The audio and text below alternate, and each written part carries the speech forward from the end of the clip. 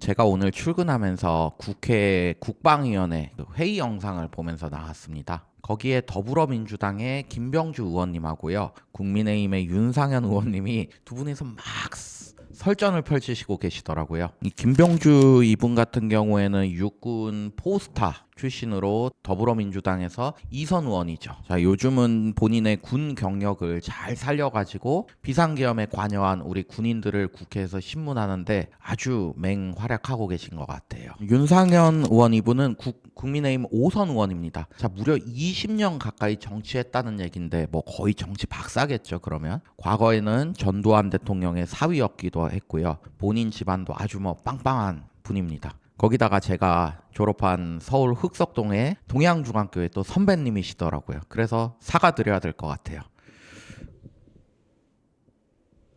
그 선배님 부득이 까는 영상 만들어서 죄송합니다.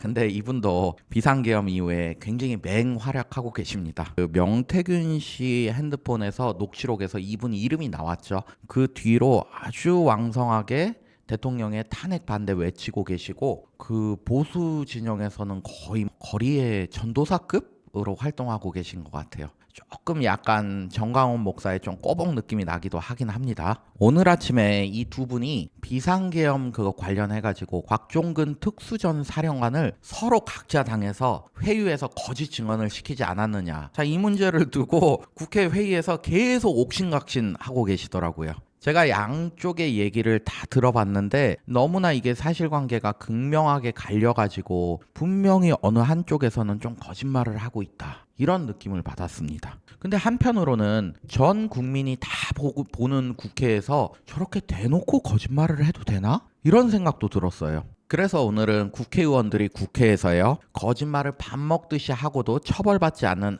아주 특별한 권리인 그 헌법 45조의 국회의원 면책 특권에 대해서 좀 언급해 보려고 합니다. 헌법 45조는요, 국회의원은 국회에서 직무상 행한 발언과 표결에 관하여 국회 외에서 책임을 지지 아니한다, 이렇게 규정하고 있습니다. 원래 이 조항은요, 국회의원들이 국민을 대변하잖아요. 자, 국민의 대변자의 지위에서 자유롭게 의견을 개진할 수 있도록 마련된 법적 특혜입니다. 이 조항 때문에요, 국회의원은 국회 내에서 한 말이 사실이 아니라 허위라 할지라도 형사상 처벌을 받지 않고요, 민사상으로도 손해배상 책임을 지지 않게 됩니다. 근데 최근에는 이 특혜를 오히려 악용해가지고 조금 도를 넘는 소위 뭐 막가파 거짓말, 좀 이런 경우가 너무 빈번한 것 같습니다. 그 대표적으로 있었던 일이 더불어민주당의 우리 김의겸 의원이 제기한 한동훈하고 윤석열의 청담동 술자리 의혹, 이런 거 있잖아요. 김의겸 의원님은요, 국회에 나와서 2022년 7월 당시에 법무부 장관이었던 한동훈 대표가 윤석열 대통령 그리고 김앤장 소속 변호사 30명과 함께 서울 청담동의 고급 술집에서 심야 술자리를 가졌다, 이렇게 의혹을 제기했어요.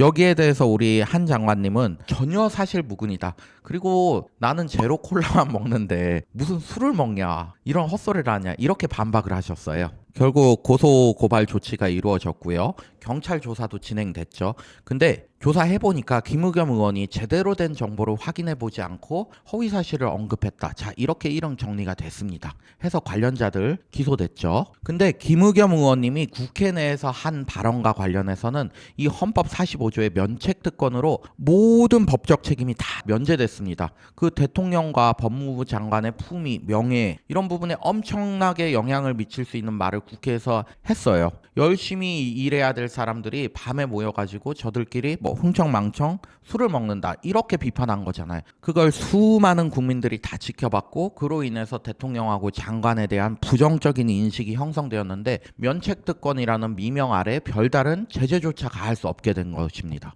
김의겸 의원 본인은 자신이 하는 말이 거짓말이라거나요, 혹은 최소한 거짓일 개연성이 높다라는 사실 사전에 잘 알고 계셨을 겁니다. 이분이 기자 출신인데 거기다가 대통령실의 대변인까지 했는데 이렇게 자기 정보원에 대한 소스 확인 제대로 하지 않고 얘기하면 이게 거짓일 수 있다, 이런 거 몰랐을 리가 없었을 겁니다. 제가 오늘 이런 얘기하는 이유는요, 비상계엄 전후로 해서 그 여야 의원님들이 전 국민이 TV로 보는데도 너무 심각한 수준으로 거짓말들을 남발하고 있는 것 같고, 여기에 일정 부분 좀 누군가 경종으로 울릴 필요가 있다고 보기 때문입니다. 어느 당에서 어떤 거짓말을 하고 있다, 자, 이런 얘기까지는 하지 않겠습니다. 그건 앞으로 밝혀질 사실관계들에 비춰보면 우리 국민 여러분들도 쉽게 알 수 있는 부분이고요. 나중에 거짓말을 한 부분 선거에 분명히 반영될 겁니다. 그걸 넘어서 이제 우리나라 정치에서 자기가 하고 싶은 말 못하는 문화 이제 사라졌잖아요. 뭐 과거의 군부 독재 이런 거 다 청산되었어요. 오히려 하고 싶은 말을 너무 많이